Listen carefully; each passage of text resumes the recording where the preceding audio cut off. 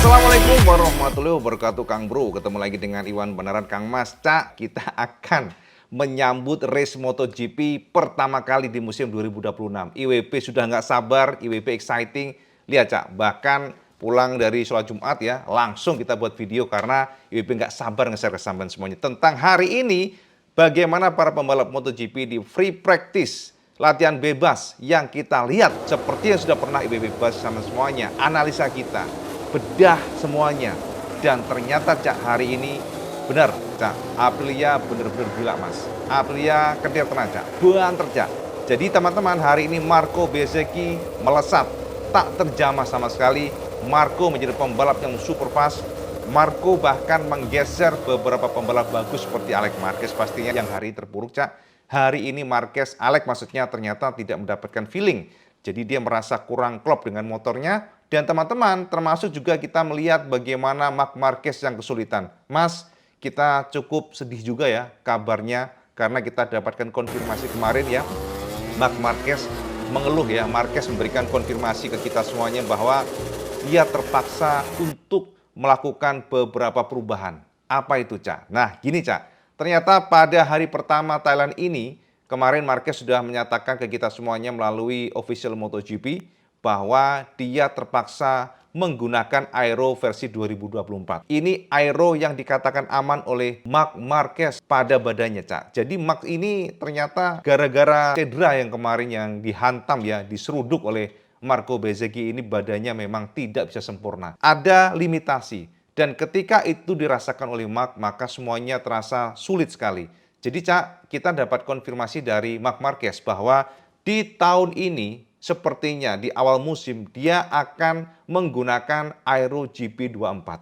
Ini adalah sebuah kabar yang kurang menyenangkan karena bagaimanapun kekuatan Marc Marquez adalah ketika menggunakan Aero 2025. Sama tahu sendiri kan Aero yang 2024 kan yang model kecil tuh yang digunakan oleh Pecco juga. Yang Pecco merasa cocok di sana tapi Marc Marquez nggak cocok ya. Dia ngerasa lebih nyaman, motornya lebih oke ketika menggunakan Aero yang GP25. Akan tetapi gara-gara limitasi dari badannya, dia terpaksa melakukan itu Cak. Dan informasinya hari ini di pagi hari dia menggunakan Aero GP24. Kita akan bahas nanti Cak yang jelas, tapi IWB ingin bawa ke sampean semuanya untuk membedah detail hari ini. Sama terus sendiri kan IWB membuat video ini langsung free practice sore harinya ya di hari pertama ini. Tapi nggak apa-apa. Kita coba share ke sampean di pagi hari, nanti kita akan recap untuk yang sorenya. Sama itu saja detailnya seperti apa hari ini dan kenapa Marco Bezzecchi super fast, sebab ternyata Aprilia juga mendominasi sekali. Sama itu saja di sini, Cak. Nah, teman-teman semuanya, ini adalah hasil pada free practice pertama di pagi hari, Cak, sampai dengan siang. Dan ternyata teman-teman informasi kita dapatkan bahwa hari ini ya berdasarkan data dari MotoGP kondisi yang cukup tinggi Cak, kelembapannya mencapai 60% teman-teman semuanya dan groundnya atau aspal mencapai 39 derajat Celcius, tapi yang memang cukup tinggi adalah kelembapannya Cak. Hari ini menunjukkan bahwa ternyata apa yang pernah kita share ke sampean semuanya bagaimana estimasi kita, analisa kita bahwa Aprilia memang super fast dan terbukti Cak hari ini Marco Bezzecchi tak terjamah sama sekali oleh para pembalap Ducati. Marco Bezzecchi menorehkan waktu 1 menit 29.346 detik dan itu sudah cukup membuatnya menjadi pembalap terkencang di hari pertama free practice pertama Cak. Ini kita akan lihat tentunya di sore harinya. Nah yang kedua adalah Fabio Di Giannantonio Cak menjadi pembalap Ducati terbaik Mas. Di Giannantonio yang menorehkan waktu 1 menit 29.456 detik terpaut sekitar 0,110 dari Marco Bezzecchi. Teman-teman memang kalau kita lihat lap time hari ini bukanlah lap time yang super cepat seperti kemarin. Tapi ingat Cak ini baru hari pertama. Ini baru beginning of the session dan kita pastinya akan improve terus ya untuk lap time-nya. Yang menjadikan hal tentu saja bikin heboh Mas ya. Ternyata Jorge Martin yang setelah sebelumnya betul-betul terpuruk Martinator nunggang RSGP terbaru merasakan nyaman langsung dengan motornya walaupun sempat terjadi low side tapi ternyata Martin mampu menorehkan waktu terbaik di 1 menit 29.551 detik dan ini membuat posisinya nangkring di posisi terbaik ketiga Cak. Ini luar biasa Mas. Artinya memang menjadi bukti sekali lagi bahwa mesin Aprilia di Buriram Thailand adalah mesin yang super fast yang memang cocok dengan karakter dari Thailand. Dan keempat Cak, Ai Ogura menjadi pembalap Aprilia yang juga menorehkan waktu sangat baik sehingga Ogura akhirnya menjadi pembalap keempat Aprilia yang menjadi bukti dan penegasan bagaimana dominasi Aprilia di Thailand Buriram ini, Cak. Nah, yang kelima Mas, Akosta yang juga memuji KTM sudah kita share ke kemarin ya. Akosta memberikan pujian kepada KTM yang dikatakan lebih tidak boros pada bannya. Dan juga sampai tahu sendiri kan kemarin Akosta merasakan bagaimana kelincahan KTM yang meningkat.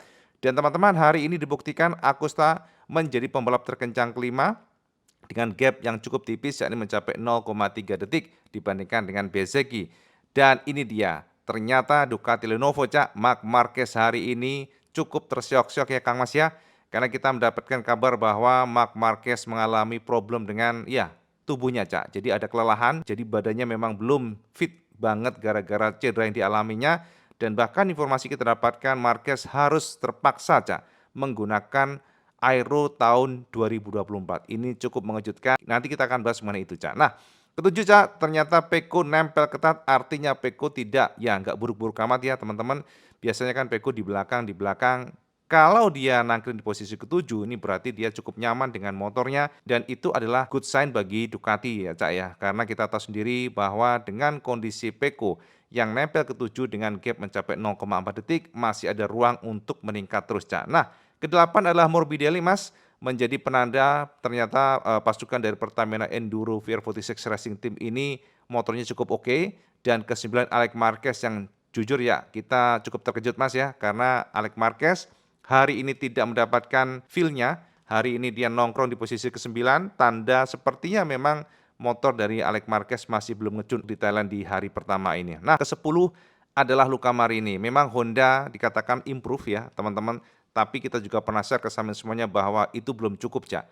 Dan ternyata hari ini pun menjadi penanda bagaimana Honda yang terpaut 0,7 detik ini cukup jauh, bahkan sangat jauh ya kalau kita lihat.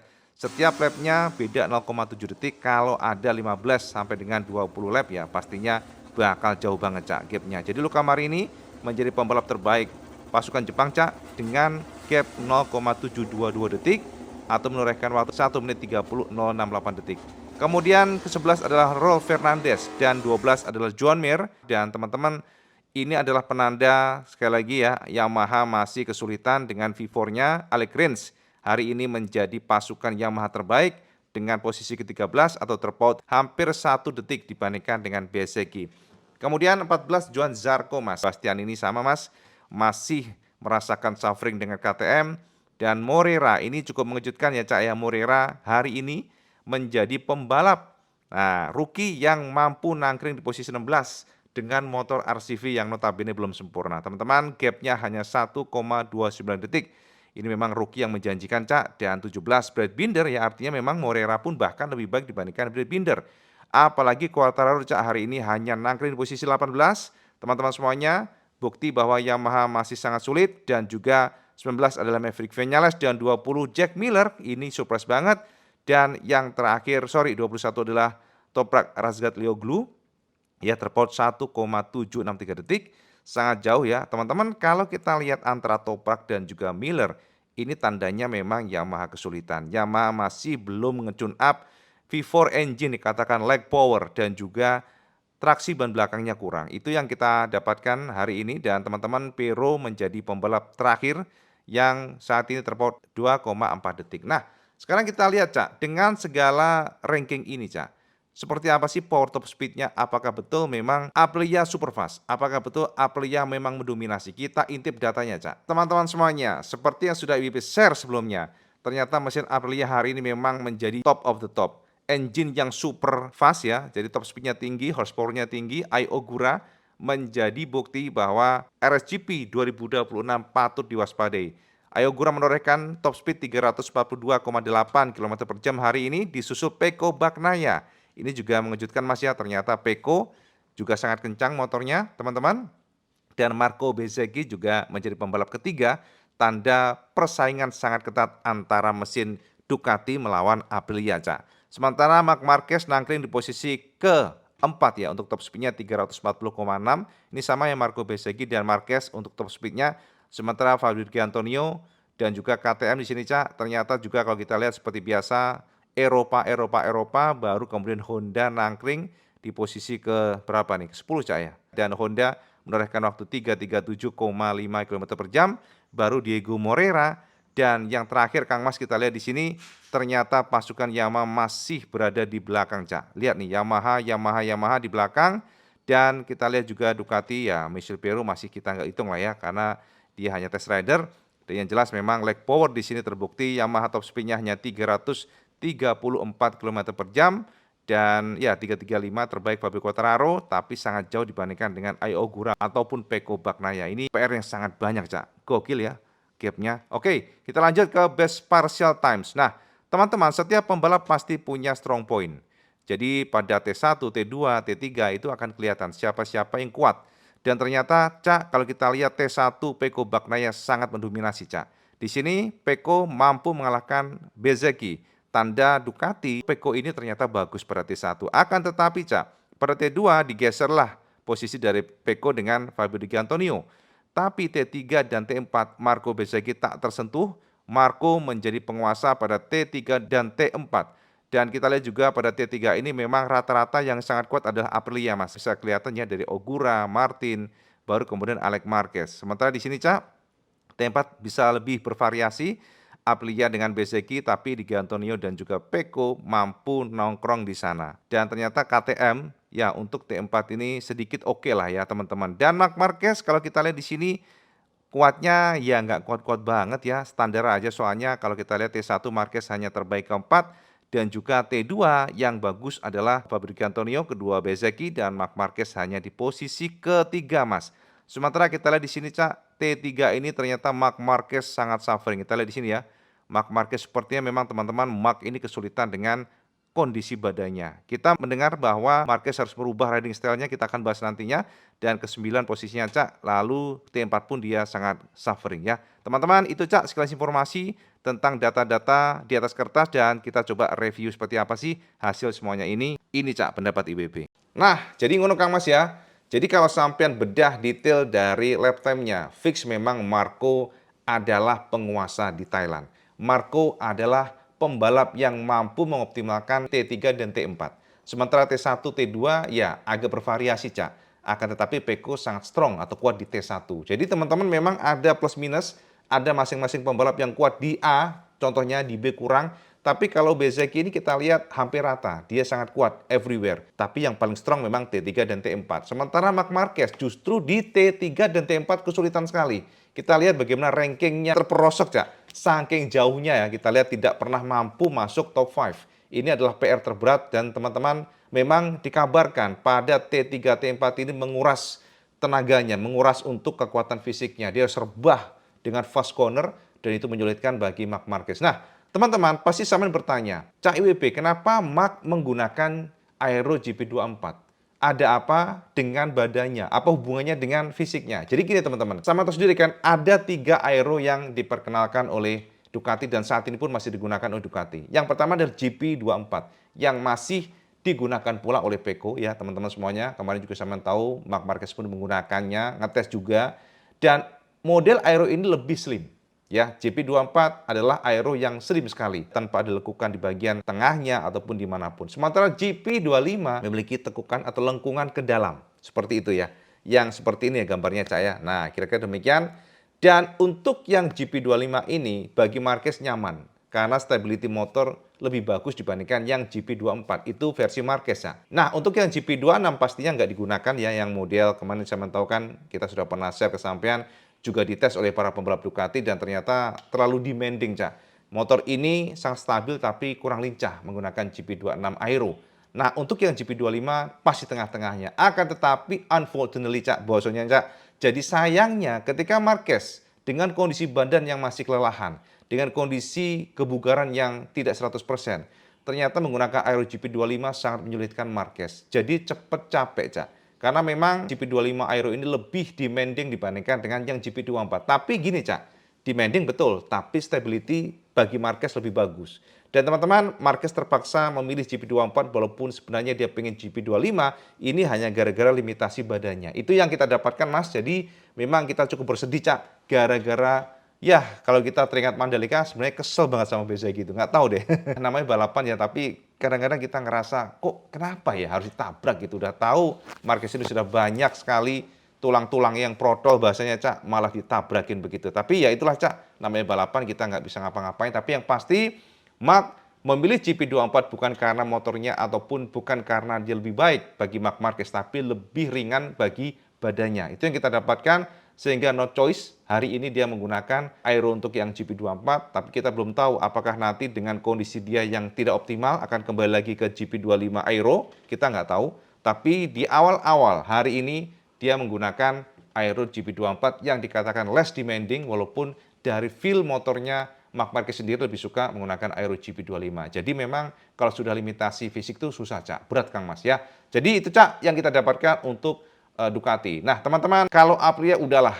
Ini motor cocok banget, Cak, dengan layout dari Thailand. Ini benar-benar klop. Bagaimana motor tersebut mampu menguasai pada T3, T4, artinya stability motornya luar biasa.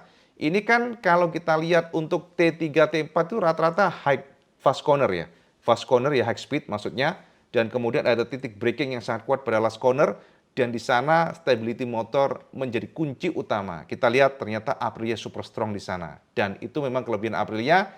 Teman-teman sama tahu sendiri kan, kita sudah bedah kemarin kekuatan dari Aprilia yang bahkan ada cerobongnya, Cak, di bagian side fairing kiri kanannya, dan itu diprediksi menambah downforce.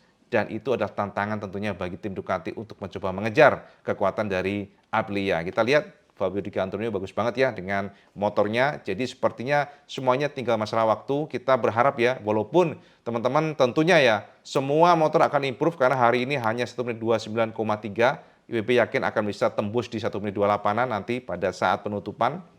Tapi yang jelas setiap pembalap saat ini mencari settingan biar mereka merasakan feeling yang positif.